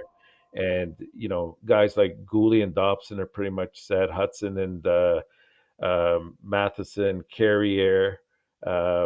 So I don't see any changes there either. And I think that Jacob Dobesh, barring uh, uh, a poor showing at the practices, is going to probably be our backup goalie. And I hope so, because he's a very I think he's got a good skill set about himself, and like his foundations are solid as well. And I like the confidence that he portrays. Like, the moment doesn't escape him, but he's confident. Like, he was thrown in. You remember last year when Montebo got injured in the playoffs, he came in and pretty much didn't skip a beat. Was able to hold Montreal in those games that Montebo was out. Yeah, good point about that. Yeah, a couple of comments on that for the people. One of them is really Mark Elliott said, other effect, maybe Kirby Dak is not ready. Maybe Yeah. nothing could happen after that. And I think for the weekend, I have to select my 3 center right now: Kapanen, Jekai, and Beck. That would be my play right there for the weekend. For the player could select for the Montreal can call up with the Montreal Canadian. But we have to, of course, but I don't see any spot like you mentioned. The 7 defensemen is there. I think Rebecca, for what we saw this weekend, and Engstrom, they need more time in Laval. But that's okay with me, of course. But right now, I think the fight for a spot, it would be more the player already there, they're going to lose their own spot. Like Joe Veleno have a really terrible camp, or Sammy Blair not looking good at all. That would be something maybe that could happen. Or more fight for to know who's going to be on the PK, who's going to be the P of a power play Yeah. example, who's going to Yeah. play on the line number 3, second, or fourth for Montreal. And that would be my The role. expectation. Yeah, yeah, The role will dictate who probably makes it. But yeah, I absolutely. know the answer to this myself, but I just want to throw it at you as well, Coach, because there's been rumblings also that it's not out of the realm of possibility that Montreal might go with 8 defensemen instead of 7. Do you see that in under any set of circumstances? I don't see that. What I said this weekend, the 8 defensemen, if they have already what they got and not to from outside, right? I don't think it would be 7 defensemen. I think they will try to go. Um, they would try to go on the 22 roster players, but they would need possible to pick up 23 for the beginning of the season because they would like to be close to the cap salary. It's difficult to explain for everybody, but more close you are to the cap salary, better it is for leverage during the season. So that's right. They will try to go from, if they add a 23rd plus as an 8 defenseman or a forward, but that guy win 700, 800, 9,000 or $1 million, that would give them better to be close to the cap. And then they send after the season start, they send the player and Laval. That's the only thing I could be. It's more about administration at start with 8 defensemen. If I have a choice, I think they will go with 14 forward, 7 defensemen, and two goalie. That will open up a spot for Kapanen or someone else if they go with 14 about that. So we have to wait for sure for that. N26, again, great comments in that chat. Don't forget everybody to click on the like. We're missing 2 or 3 to get 40 in the chat.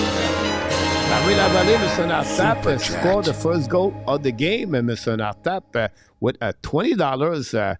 Mr. Larry Lavallée, thanks so much. By the way, guys, the Red Lights is sponsored by the Hockey at Stove. You can become a subscriber. It's free, and you can read about all the NHL news. For that, Mr. Enortap, let's do it for Larry.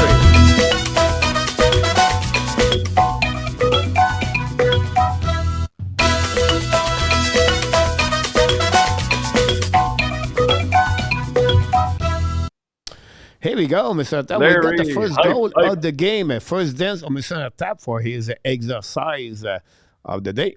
And Mr. Enortap, here we go. That's what I'm talking about. We're going to get the first goal, Mr. Larry Lavallée. Thank you, Larry. Thank you.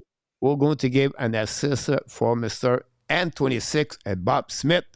They started with the drop glove at the beginning. We put them on the same line, Mr. Enortap, so I think it will be better to satisfy their energy together, Mr. Enortap. Coach is he's wise. Yeah, I'm wise, Mr. Enortap. You're a step ahead, Coach. You're a step ahead. One more. Can you move or not before the beginning of the season? I doubt it, to be totally honest with you.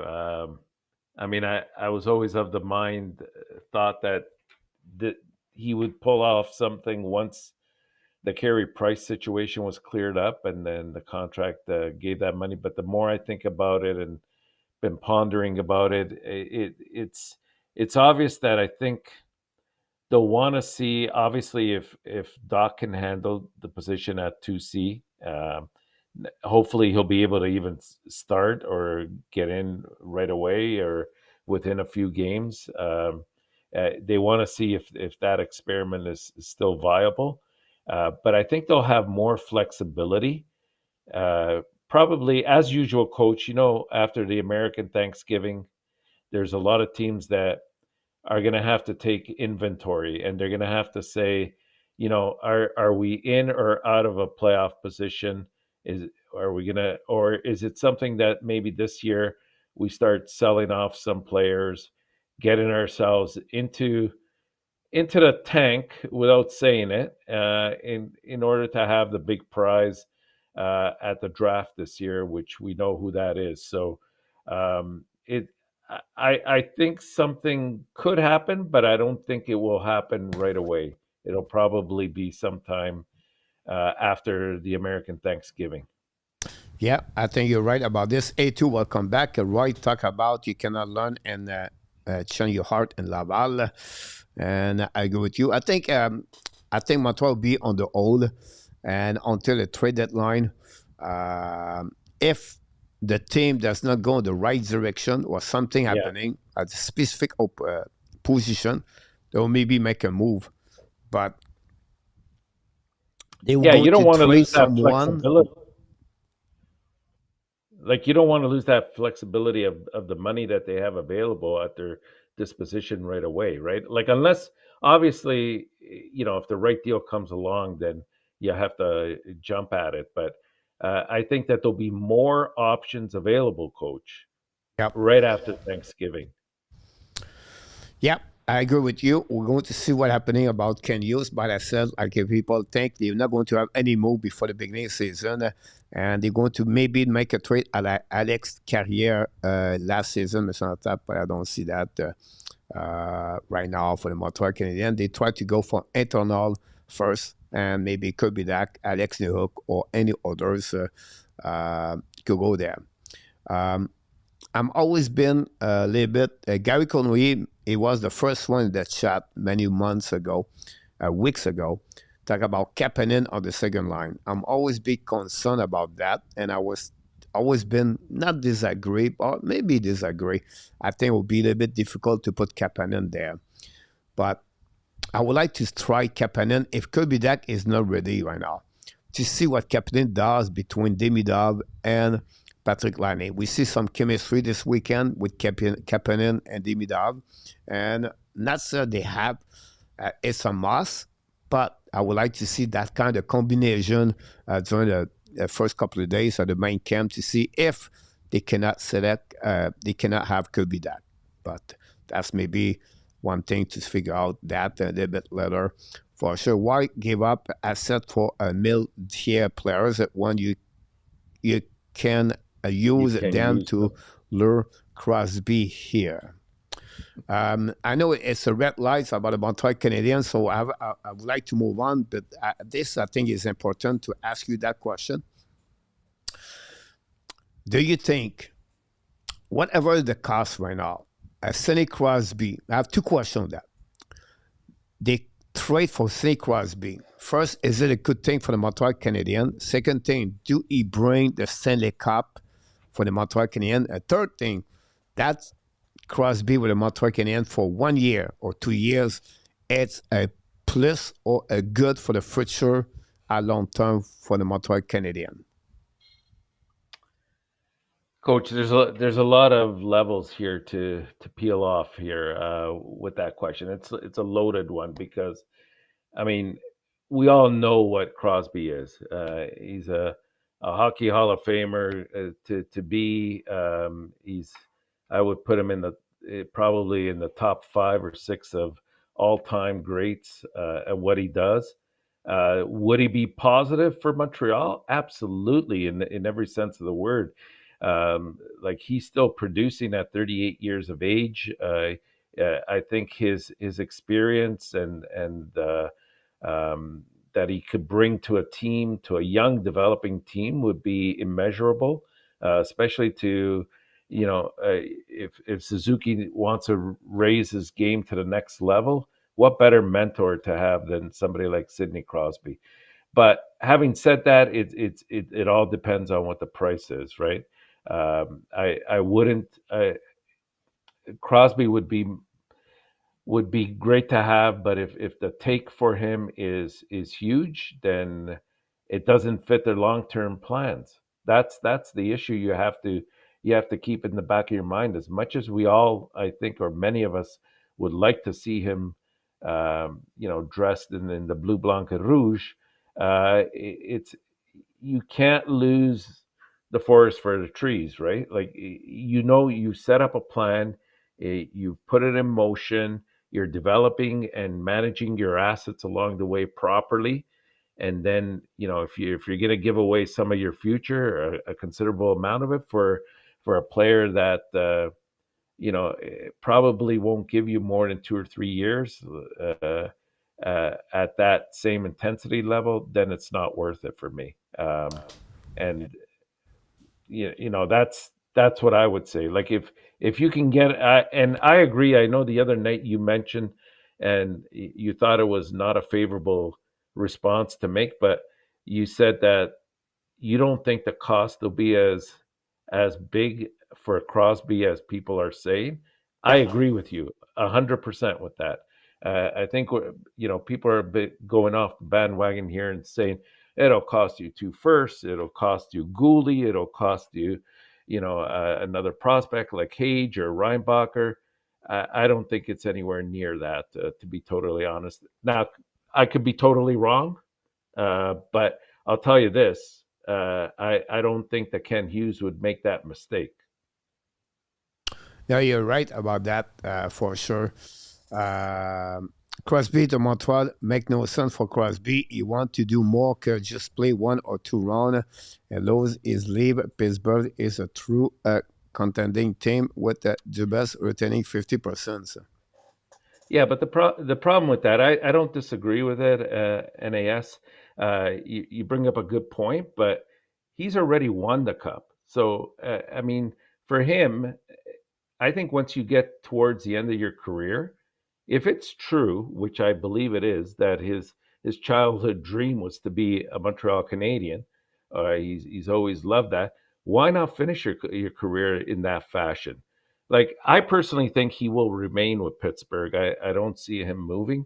But if he were to move, like, why not go that direction? There's no guarantee that, oh, I signed with Colorado, now I'm going to win the cup. There's absolutely zero guarantee of that. Is the probability a bit greater?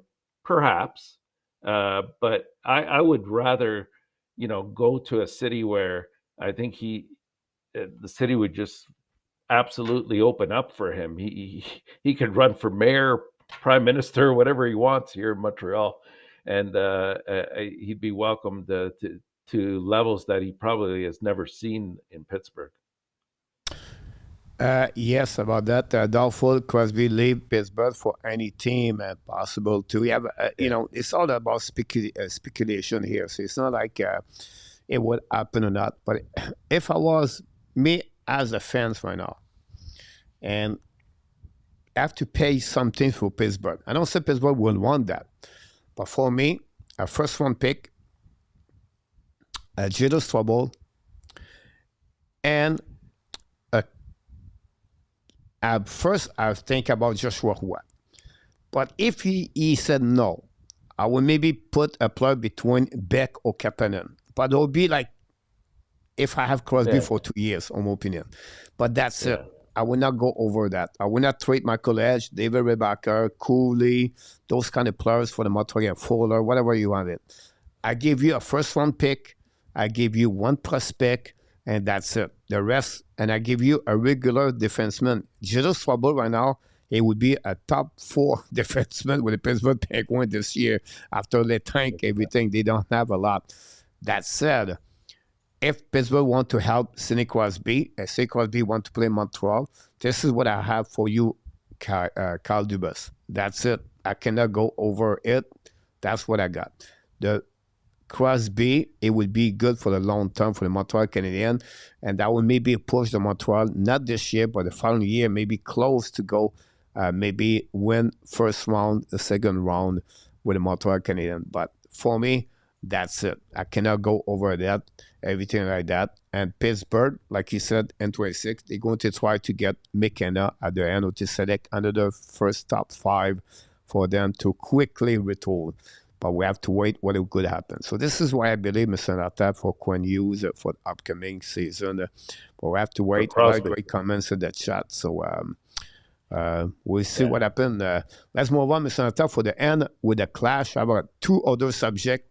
But we're going to keep this on the clash tonight and be back tomorrow night with Jim Beringer. There is tomorrow night for the NHL week show with Mr. Jim sit at home at New Jersey. And I think it could be a good match with Devin, the recliner. Both of them, they swing a lot during the show, Mr. Enortap. So I think it would be good. Maurice certainly would be an improvement. However, the current players, Zef in the house, not at the price he is asking for Kaprizov. Because you really think Crosby want to leave for Pittsburgh, those players and his Pittsburgh legacy? I'm not sure He already about has that. a legacy there. I think the hockey's changing a lot, and who knows? I don't read for Crosby, honestly, but we'll see what happens about this, Mr. Enortap. Here we go. It's Marco during his part-time. He's a referee at the basketball game, Mr. Enortap. Let's hope he doesn't get injured. Pete Martin is in the house. Welcome back, Hey, Pete. Pete, Hopefully, an welcome. amazing, great weekend, by the way. A lot of great comments. So, Mr. Tap, are you ready for the clash? Absolutely, I am. Here we go. Let's do it. First, let's go with the Kraken, Mr. Tap. The Seattle Kraken, more points que the Pittsburgh Penguins. Yes, absolutely. No time to think about that. Yes. Quickly like that, you expect the Kraken Yes. have how many points? What did they have last year? What was 78, it? 76. 78. Yeah, I think they'll be more or less around the same area. It's not so much them as much as I believe it'll be Pittsburgh that will start the decline, because they definitely have a plan in motion in terms of what they're going to do to start the rebuild in Pittsburgh as well. So don't be surprised especially if they get off to a poor start, you're going to see some pieces being moved in Pittsburgh, and that'll cause them to drop in the standings. That a great comments in the chat. Michael, welcome back. And Michael Wellen talking no chance, zero chance for the Crosby St. Pittsburgh for that one. Absolutely. PLW, Pittsburgh will have between 75 to 80 points and 26. You talk about Edmonton and 26. Do you think Rust could be a good trade for the Edmonton Oilers? It's not bad. I'd seriously consider it. I think if you want to go there, I think Ross could be something. I don't know. They want a Savoie or a Howard for Ross, and Right. but I think that's something I will be very more at Crosby. I don't see Crosby with Edmonton, but I don't know. Ross could be the right answer. Talking about Edmonton Oilers, Mr. Tap, Kaprizov McDavid will stay with their team. At any time, it could be Both during the season, at the end of the season, but did not go to any other team. Both of them. Are you saying both of them?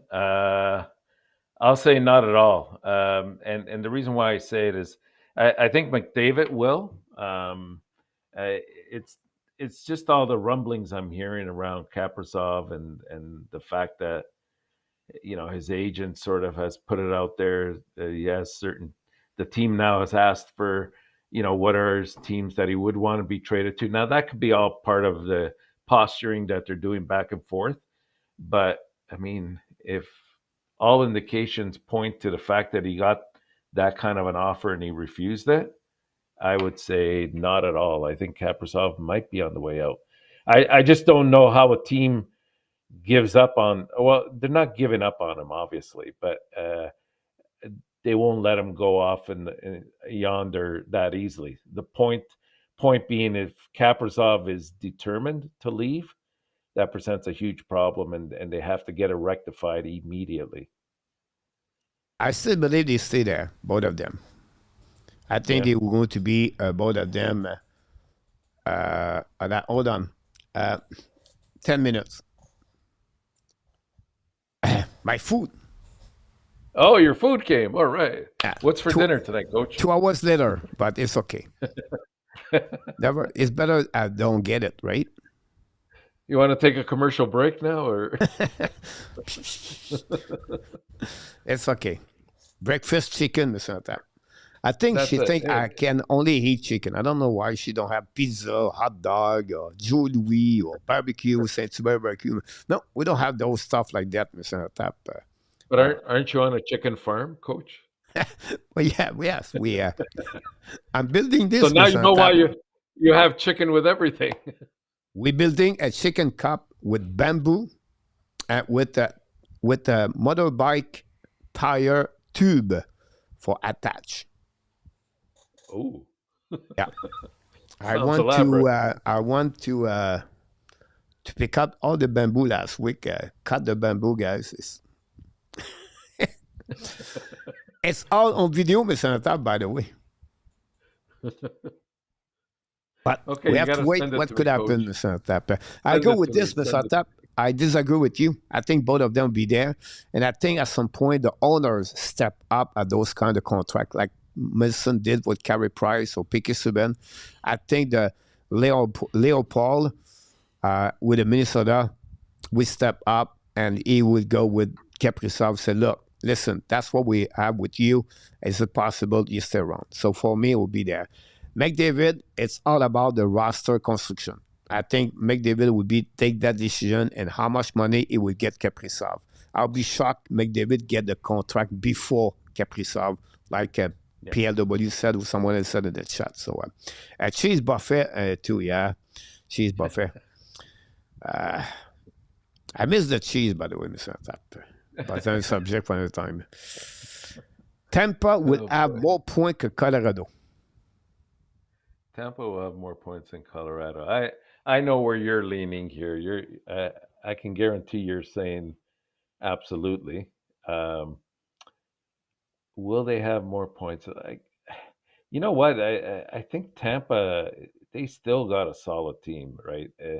They've got elite players on there. They had a solid year last year. What they get? 104 points, I believe, last year, if I'm not mistaken. I'm going to go with absolutely. I think they will have more points, just because I think out in the West there's much more. It's much more difficult oppositions to play against on a nightly basis than there are in the East. So I think Tampa will have more. Yes. Great point. Yes, Maurice, I get the chicken Baron, by the way. You know already that. Not a turtle yet, PW. I feel like if I eat something like that, it would be more like a bogster soup, Mr. Tap, but we'll see. Tampa will have more points que Colorado. Yes, definitely. I think the people does not believe enough about Tampa Bay Lightning, and I would tell you why. I agree. I think we have to be careful. They pick up two solid players, Yannick Gord and Oliver Buckstrand last season, at the end of the season. Yeah. I think this is going to be, and they play last year without Moser almost all year long. Right. And I know we get older, I understand that, but Gwenzel, Point, the key is to see a Brendan Eagle can repeat. And I think this is a team we have to pay attention more for that. So I go with Tampa on that one. And Tampa and Colorado, Mr. Tap. Look, close. Listen, I believe the Montreal Canadiens have a better defensive core at the Colorado Avalanche. They have Taze, they have McCarr. But then after that, Manson at 34 years old, 33 years old, Not bad. Girard. And then you have Burns and Balinski. I think Montreal with Thompson, Cooley, Hudson, Madison, Carrier, Jekai. If you talk about overall, I think Montreal have a better core. And I think if one injury happened for the red flag, if one injury happened for the defensive for the Colorado, this is a mess. After that, they have nobody. They have nobody in the pipeline. Bayern is the next one, and they have a veteran defenseman, and that's it. So something to watch for the Colorado. That's the reason I put Tampa Bay. What's a long answer for that? Minnesota first line 212 points, more que the Montreal Canadiens at 210.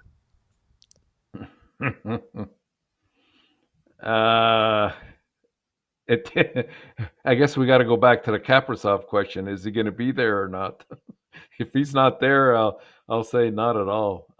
So I'll give you one thing here. I gave 100 points for Kaprizov on that one, and then I put Boldy with them, and I changed Zuccarello out on that one. Yeah, I'm going to say not at all. I still think that there's a lot of growth with that Montreal first line that's to be had. Like we saw the improvement in. We see a linear projection for Suzuki over the years, point wise. We see that Caulfield is getting closer and closer to hitting that 40 goal mark, and I think once he does, it's where he stays at for many years to come. And we have I don't think we started to scratch the surface on Slavkovsky yet. So I'm going to say not at all. Yeah, I can understand your point of view. This is going to be a tie race. I think there could be 5 points less between both of them. I I would not agree. be Yeah. surprised for that one. So I will stay with Minnesota because of Kaprizov. But if Montreal beat them, I think it would be a little bit. My concern for Minnesota is Zuccarello for that. But we'll see what happens. The next one, Mr. Enortap, that's 1, 2, 3, 4. The last one, Dallas won the Central. Oh, let me think about that one. I mean, Dallas is such an odd team to try to figure out.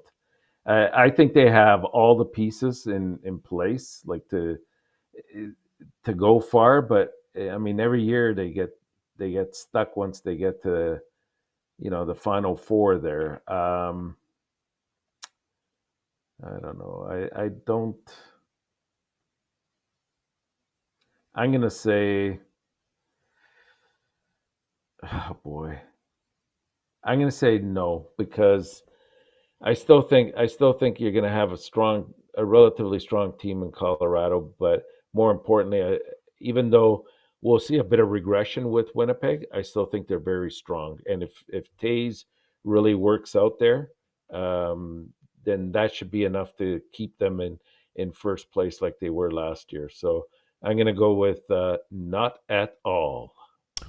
I go with Dallas for that one. I think they are stronger with Rantanen to stabilize that. The defenseman with Eskinen now going to play all year long for that. The biggest concern is more about the coach behind the bench or anything else, Mr. Enortap, for that. But I think that team is hungry. There's been can Matt Duchamp repeat the 80 point as the biggest case thing? Can Jimmy Benn and Tyler Seguin with them? But Robinson, Hans, Marantanen, and we know with Arley and Eskinen and Ottinger. So for me, I have to go. My question, Winnipeg, is how they can repeat without Nicola Heller, without Adam Laurie for at least a couple of months. They're going to make the playoff, but finish first, repeat 109 point, 111 point. I don't see that for the Winnipeg Jets for the upcoming season. We don't know how it will look like Jonathan Tays. But they're going to get Gabriel Villardi, hopefully full year as healthy. But I think Another a year team of going to Perfetti. regress a little bit with the Winnipeg Jet, and I have to go with the Dallas Star for that one, Mr. Top. For Long that one. answer. Coach Enortap, good show again tonight, Mr. PLW. Have a great night. Enjoy your evening. And hopefully to see you tomorrow night for Jim Beringer. Here we go, Mr. Enortap. Your first show on the red line is over, Mr. Enortap. How you feel about this? Well, I'm sweating over here. I'm gonna have to Yeah. wipe down the sweat a bit. I got to get back in game shape for him. Like it's like an injury. It takes a while to get back into things, but it's fantastic being here, not just with you, but with everybody in the chat. You guys have been fantastic, not just with your comments, but even in your kind words that you've uh, offered my direction and prayers, and I really appreciate it, and it's it's um, it's heartfelt, and I miss you guys as well. Glad to be back. Let's get the hockey season going. Exactly, Mr. Enortap. Glad to see you with me tonight. With something we thinking. I was thinking a lot for the last couple of weeks, and I'm glad you have aboard for the upcoming season 6 of the Hockey Nation. Like I always said to you, you have one man can go through those challenges. I would say it would be you. And one thing I would say to you again, I would say for sure, always a sun behind the cloud, and it's coming to you, and whatever it takes, it's one day at a time. That's the most important thing. So, Mr. Tap, Thanks for tonight to be with me. I can wait to see you next for the next Red Lights for next Sunday night at 8:30 p.m. We welcome you to come anytime if you want to. And of course, the chat. All right now, that look at you. It said thank you, but they all stand up in the living room. Standing ovation, Mr. Enortap. Thanks so much, Mr. Enortap. I will see you next week. You. Have a good night. I will finish Thank you, Coach. like we do at the end. Thanks so much. Good night. Good night. It was Mr. Enortap and Mr. Everybody. What a great time to be with Mr. Enortap. You can see the humble he is, the calm, and how he delivers his comments about everything. Never negative with him. It's always positive with Mr. Enortap. Glad to work with him. Glad to be seeing him around. And I can't wait to see him again next week. That's it. That's all we got, guys, for the great Red Lights. What a long day for me. Game afternoon. And now we have the Red Lights. But when I'm with you, all of you, it's never enough for me. I would like to produce more hours because you bring great quality comments. You bring your knowledge. You help each other.